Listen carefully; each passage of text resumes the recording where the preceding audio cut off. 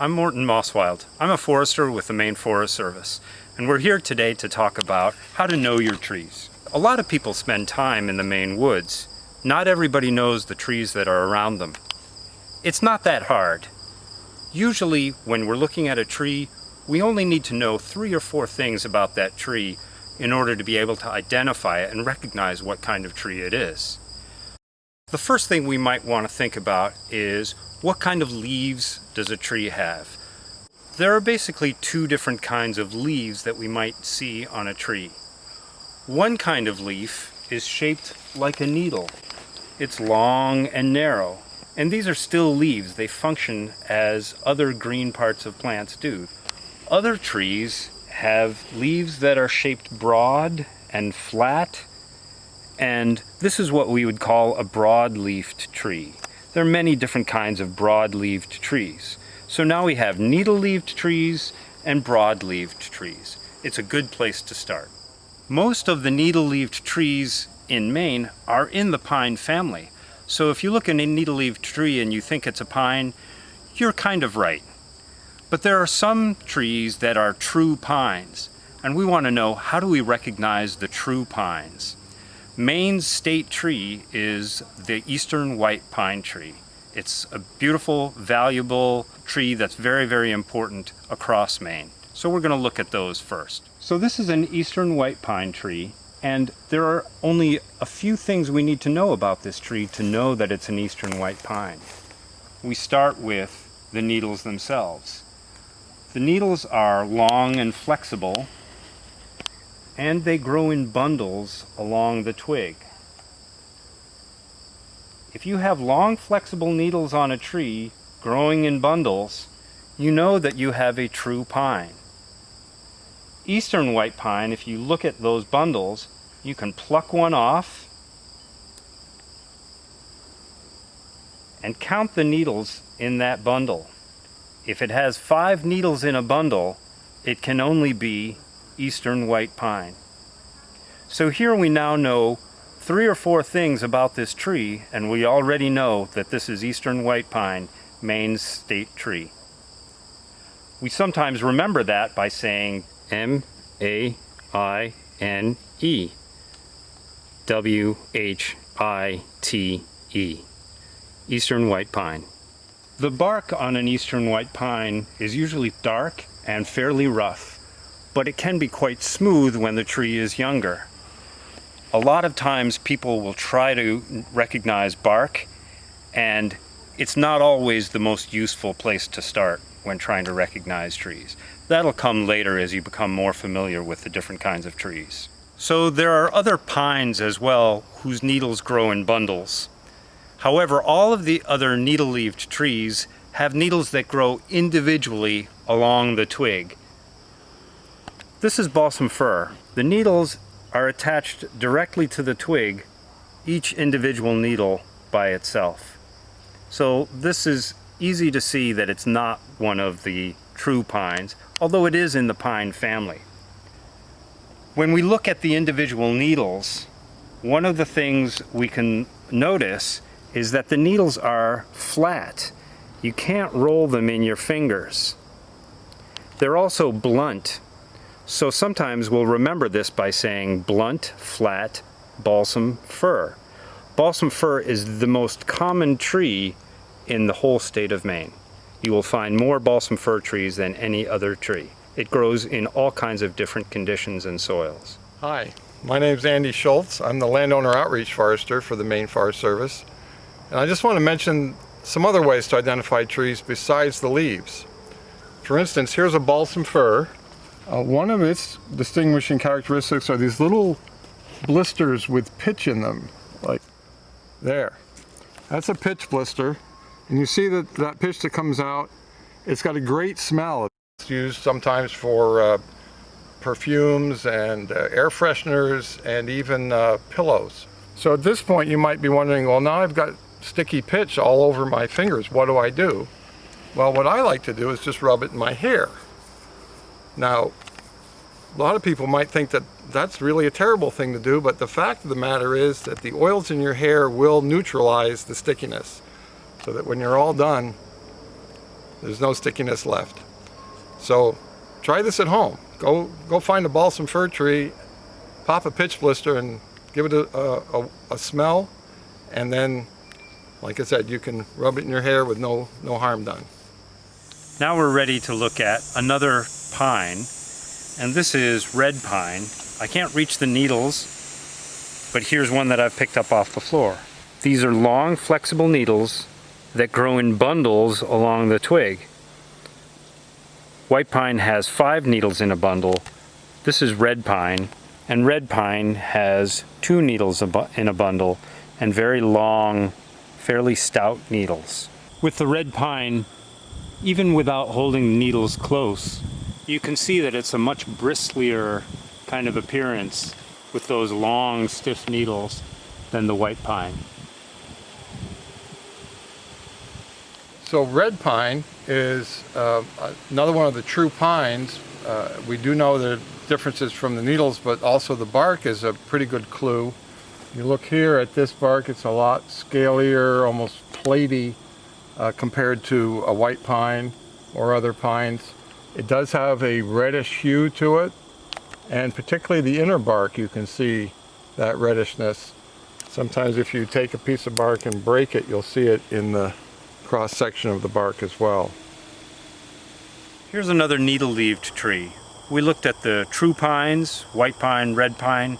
We also looked at balsam fir, and we said that the true pines have needles that grow in bundles, but the other species have needles that grow individually along the twig. That's true of this one. This is a spruce, and you'll notice each individual leaf, each individual needle, grows directly along the twig. It looks a little bit like balsam fir. There are a couple of different ways to tell the difference between them. The needle on a spruce has edges. It's kind of square in cross section, and you can actually roll it between your fingers. A balsam fir needle is flat, so the spruce is square, the fir is flat. Another way to tell the difference is just with how spiny the needles are. Blunt, flat balsam fir contrasts with spiky spruce. If you grab hold of a spruce, you'll feel it in your hands. It's a lot spikier and sharper because the ends of each of the needles are sharper. So we've talked about needle-leaved trees. Now we're going to look at some broad-leaved trees. Remember, a broadleaf tree is just one that has leaves that are flat and broad. This is a broad-leafed tree. Now we can further divide the world of broad-leaved trees between those that have a simple shaped leaf, like this one. This is just a simple oval shape, and some leaves will be more rounded on some trees, and some will be more oval. They might have a longer tip or a narrower tip. They may be flat at the base or round, but it's a simple shape. Some kinds of trees will have lobes, so we call this a lobed leaf. And think of your earlobe as kind of a way to think about these protrusions here along the edge of the leaf. So we're looking at a simple broad-leaved species or kind of tree. This is American beech. So how do we recognize American beech? Remember, I said we only need to know 3 or 4 things about each kind of tree. This American beech has veins that are almost perfectly straight and almost perfectly parallel. You can see that better on the back of the leaf sometimes. Perfectly straight veins, perfectly parallel. At the end of each vein is a little tooth or a little point on the edge of the leaf. There's only one kind of tree that has straight veins like that with a little point at the end. It's American beech. If you think of it, the points or the teeth are all pointing off in one direction. And sometimes I think of it as the waves washing up on a beach. So that's another way to recognize and remember American beech. So there's one more way to recognize American beech, and it's a pretty surefire way. Even in the wintertime, you'll notice these long, sharp buds. Those are next year's leaves waiting for spring. and you'll see them even in the wintertime. There's no other species that has long, sharp-pointed buds like that. And if you see them, you'll know it's American beech. We looked at some simple broad-leaved trees like American beech. But then there are also some trees, some broad-leaved trees that have lobed leaves. This is a lobed leaf, and many people will recognize it. It has typically 5 lobes, but sometimes the 2 bottom lobes are indistinct. And if you think about this as sort of the emblem on the Canadian flag, you'll recognize this as a maple leaf. A maple leaf like this belongs to a sugar maple tree. Sugar maple is also sometimes called rock maple or hard maple. So sometimes there are many different names for the same kind of tree. They're all the same. Sugar maple, hard maple, rock maple are all the same kind of tree. If we compare this sugar maple leaf with a red maple leaf, we can see the differences. So here is a red maple. It has the same lobed shape, 5 lobes. The lower 2 lobes are indistinct, but there's some significant differences. You'll notice that the red maple leaf has many small points along the edge, or small teeth. The sugar maple leaf has very few teeth along the edge. And here's an important difference. Where the lobes join at the base of this little, what we call the sinus between the lobes, on a red maple, this is sharp pointed. It's shaped like a V. On the sugar maple, if we're looking between the lobes, it's shaped like a U. It's rounded like the letter U. So V-shaped on the red maple, U-shaped on the sugar maple.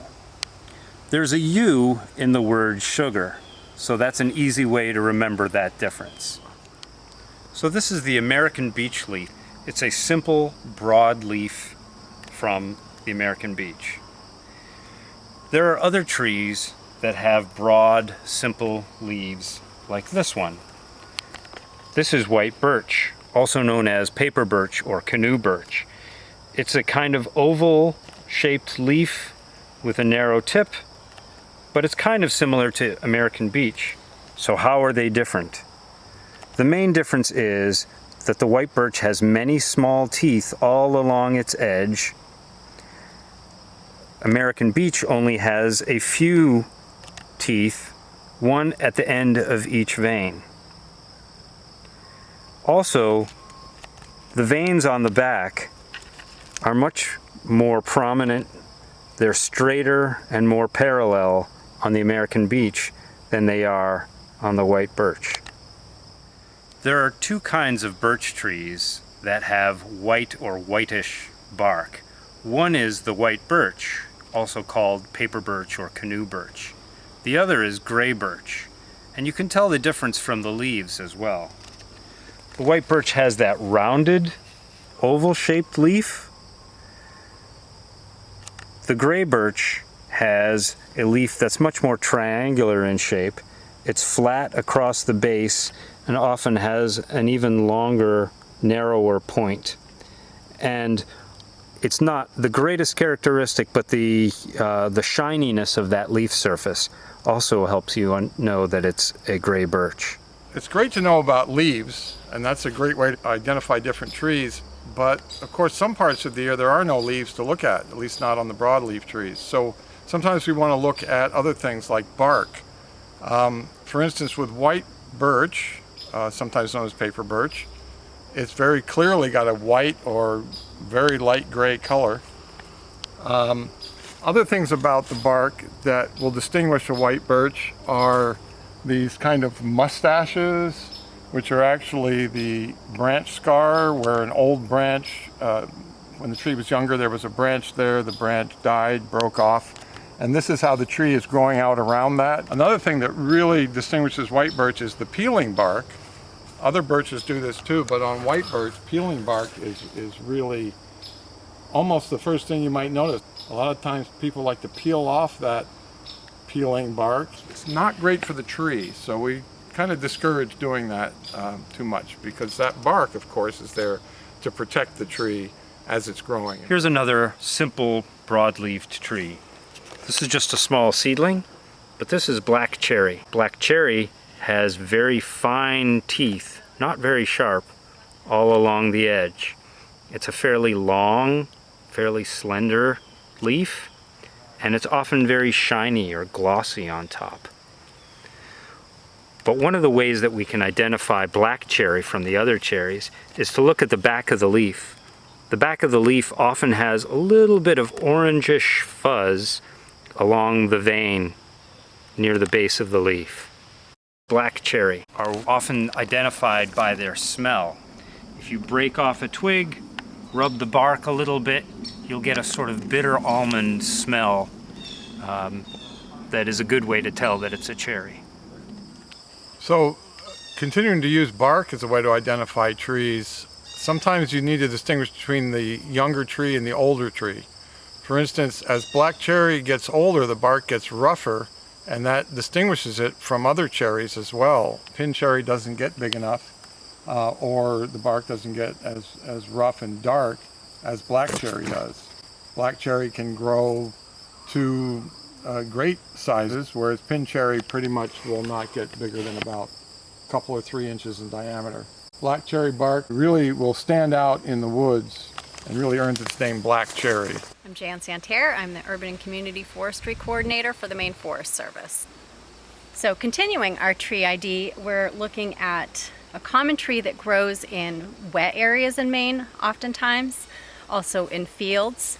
It's the American elm. Many people think the American elm is a tree of the past because Dutch elm's disease was imported into this country and killed many of our older, larger statuesque elms.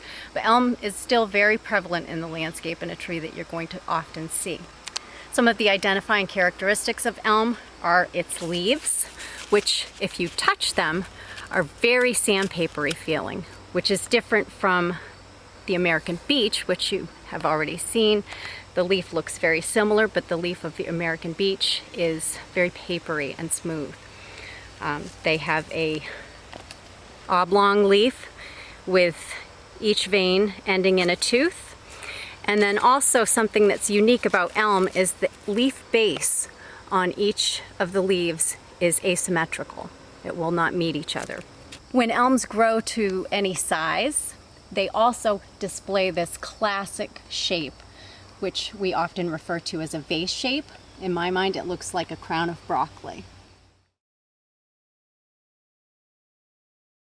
So go ahead, give it a try. Go out there in the woods near your house or the trails that you like to hike and take a look at the trees. Remember, you only need to know a few things about each tree to be able to recognize it.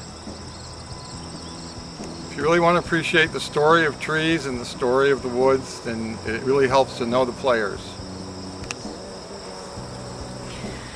And I encourage you to pick up a copy of The Forest Trees of Maine and use the book to help you navigate your tree identification journey.